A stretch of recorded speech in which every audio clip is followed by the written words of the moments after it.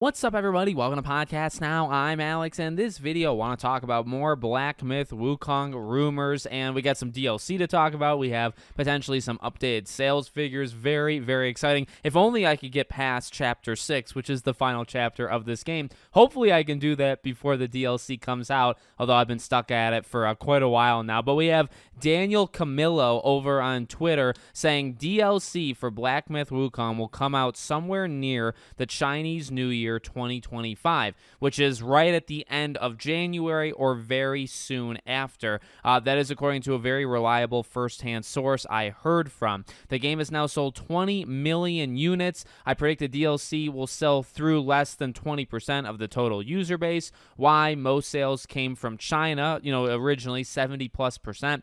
Novelty and national pride factor will be gone for Chinese consumers once the DLC releases, and the game is too challenging. The game is too challenging, and at least a few millions of the people who bought the game in China are not hardcore or core gamers. For many of those consumers, DLC simply won't be an interesting proposition, in my opinion.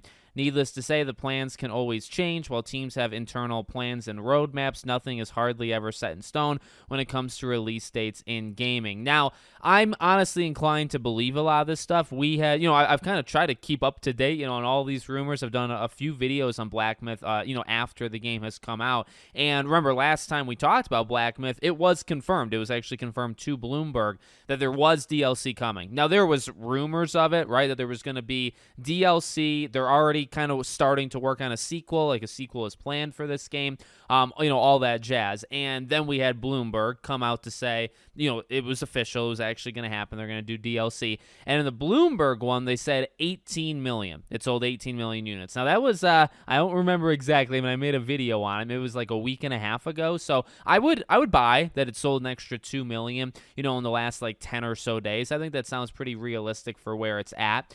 So I'm inclined to believe him. I mean, obviously, you guys can do what you want. If you don't want to believe him, that's fine. But we do know DLC is coming. And so to come out, at the end of January, early February, that makes sense. I mean, to be honest, the reasoning he gave for, why it would only sell 20%, the DLC would sell 20% of the original, it's fine. I mean, honestly, it's kind of just a known thing. I don't even know if you need to explain it. Like, DLC just doesn't do, I mean, like, people that buy the game, they don't have a 100% attach rate to the DLC. The DLC is normally 5, 10, 15, 20%. Like, it's not a ton. He's talking about the Chinese sales. I mean, again, that was something we kind of inferred the very beginning. I mean, I guess we heard some rumors to it, but it very much seemed like a vast majority. I think it was 80% was the reported percentage for Chinese, gamers that bought the game.